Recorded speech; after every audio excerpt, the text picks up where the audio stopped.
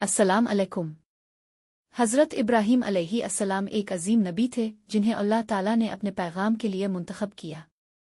आपका जिक्र कुरान मजीद में कई बार आया है और आपकी ज़िंदगी के मुख्तलिफ वाक़यात हमें ईमान और सब्र का सबक देते हैं।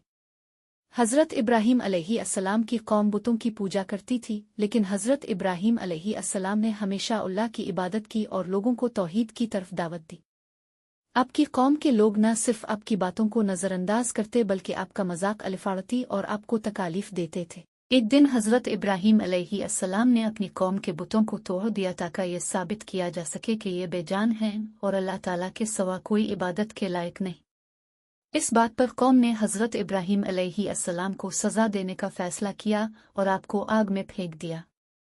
हज़रत इब्राहीम अलैहिस्सलाम ने अल्लाह पर मुकम्मल यकीन रखते हुए आग में छलांग लगाई। अल्लाह ताला ने इस आग को हज़रत इब्राहीम अलैहिस्सलाम के लिए ठंडी और महफूज बना दिया और वो सलामत बाहर निकले।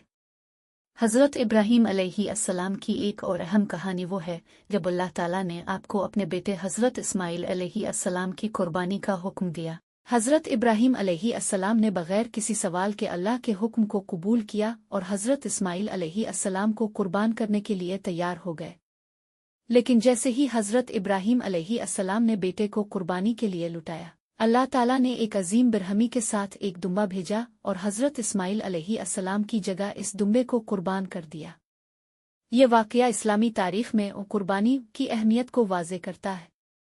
हज़रत इब्राहीम अलैहिस्सलाम की ज़िंदगी का पैगाम हमें ये सिखाता है कि अल्लाह की रज़ा के लिए हमको हर कुर्बानी देने को तैयार रहना चाहिए और अल्लाह के रास्ते पर चलना कभी भी मुश्किल नहीं होता जब हम अल्लाह पर कामिल भरोसा रखते हो। हज़रत इब्राहीम अलैहिस्सलाम की सीरत हमें ये बताती है कि अल्लाह के रास्ते में आने वाली मुश्किलात और आजमाइशों के बावजूद हमें साबित कदम रहना चाहिए और हमेशा अल्लाह की हिदायत की पैरवी करनी चाहिए।